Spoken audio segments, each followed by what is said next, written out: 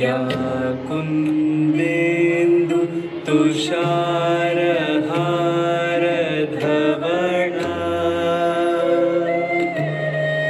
या शुभ्रवस्त्रावृता या वीणावरदण्डमण्डितकरा श्वेत पद्मासना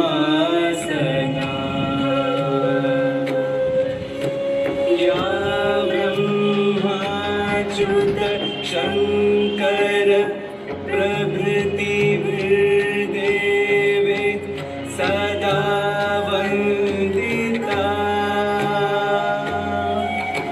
सा मां पातु सरस्वती भगवती निशेष जाड्यापहा ॐ वसुधैव कुटुम्बकम् ॐ वसुधैव कुटुम्बकम् ॐ वसुधैव कुटुम्बकम् ॐ वसुधैव कुटुम्बकम्।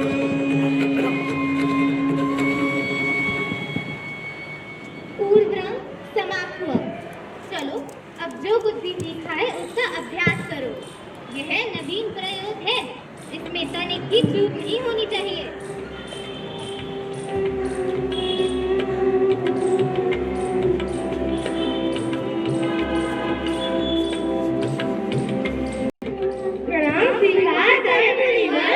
सदा स्नेही बने रहे। कहे ऋषिगण, किस प्रयोजन से आना हुआ? हे मुनिवर, जब से आपने नाट्य शास्त्र की रचना की है तब से हमारे हृदय में कई प्रकार के प्रश्न उठ रहे हैं। इसीलिए आज हम इन्हीं प्रश्नों का उत्तर लेने के लिए आपके पास आए हैं। गुरुदेव, नाट्य शास्त्र की उत्पत्ति, नाट्य शास्त्र की रचना कैसे हुई, उसका उद्देश्य क्या है? यह प्रश्न केवल नाटक को नहीं बल्कि जीवन के सार को समझने का माध्यम है। जब त्रेता युग में मनुष्य लोभ और काम से वशीभूत होकर अधर्म और लोभ के मार्ग पर चलने लगा, तब इंद्र ने ब्रह्मा जी से प्रार्थना की कि कोई ऐसा मार्ग हो जिसमें देखना और सुनना दोनों हो सके, जिससे मनुष्य धर्म, अर्थ, कर्म और मोक्ष के मार्ग पर लौट सके। लेकिन गुरुदेव, वे तो ज्ञान के भंडार होते हैं, उनमें तो इस पूरे जगत का रहस्य छिपा है। वो तो इस उद्देश्य की पूर्ति के लिए प्राप्त थी। फिर ये नया वेद क्यों? ताकि वह समस्त जन के लिए सुलभ हो, सामान्य जन को नाटक के माध्यम से शिक्षा के मार्ग पर, धर्म के मार्ग पर ले जाया जा सके। इसी मंगल उद्देश्य के साथ ब्रह्मा जी ने चारों वेदों के अंगों को मिलाकर नाट्य शास्त्र की उत्पत्ति की है। चारों वेदों का तत्व वह क्या है गुरुदेव? नाटक में ये जो पाठ सुन रहे हैं आप, इसे ब्रह्मा जी ने त्रिगवेद से लिया है और सुंदरकांड का सार सामवेद है। यजुर्वेद से अभिनय और अथर्ववेद से रस लिया गया है। इन्हीं चारों वेदों को मिलाकर नाट्य शास्त्र की रचना की गई है। तो गुरुदेव, तो क्या नाटक केवल देवताओं के लिए बनाए गए हैं नहीं, नाटक तो सबके लिए है। यह देवताओं, दानवों और मनुष्य के शुभ अशुभ को दिखलाने वाला होता है। नाटक तो शोक से, दुख से, थकावट से पीड़ित लोगों को आराम दिलाने वाला होता है। इसमें तो सारे रस, भाव, शास्त्रों और शिल्पों का समावेश है। अद्भुत! समस्त सृष्टि का समावेश, लौकिक और अलौकिक भी, सारे प्राणियों के धर्मों की प्रतिनिधित्व कला। हाँ ऋषिगण, नाटक को सभी कलाओं का उद्गम कह सकते हैं, या कह सकते हैं सारी कलाओं का संगम। गुरुदेव, नाट्य शास्त्र तो अद्भुत कला है। वह इतनी ही जरूरी है जितना जीवित रहने के लिए सांस लेना। फिर हमारा समाज इसे गंभीरता से क्यों नहीं लेता? इसे अनावश्यक क्यों समझा जाता है? ओम सरस्वती नमो नमः।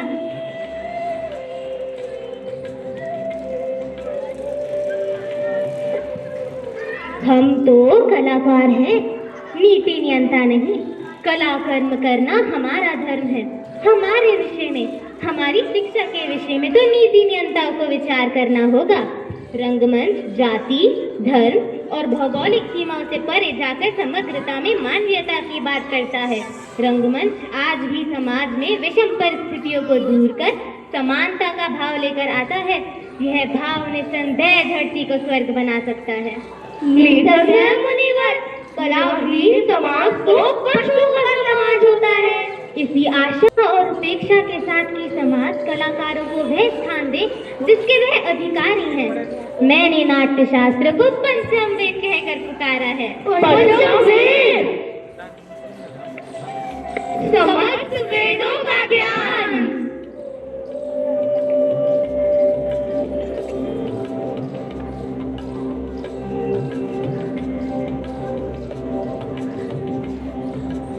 ऋषिगण, मेरे रंगकर्मी पुत्र आपके स्वागत में अपनी प्रस्तुति तैयार कर आपकी प्रतीक्षा कर रहे हैं। तो चलिए नाटक का आनंद लीजिए। पुराचरितानां वन्दे मातरम्, पुराचरितानां वन्दे मातरम्, सर्वे भवन्तु सुखिनः वन्दे मातरम्, सर्वे भवन्तु सुखिनः वन्दे मातरम्, विश्वबन्धुत्वभावनां वन्दे मातरम्, विश्वबन्धुत्वभावनां वन्दे मातरम्, योगः कर्मसु कौशलं वन्दे मातरम्, योगः कर्मसु कौशलं वन्दे मातरम्, वसुधैव कुटुम्बकं वन्दे मातरम्, वसुधैव कुटुम्बकं वन्दे मातरम्, वन्दे मातरम्, वन्दे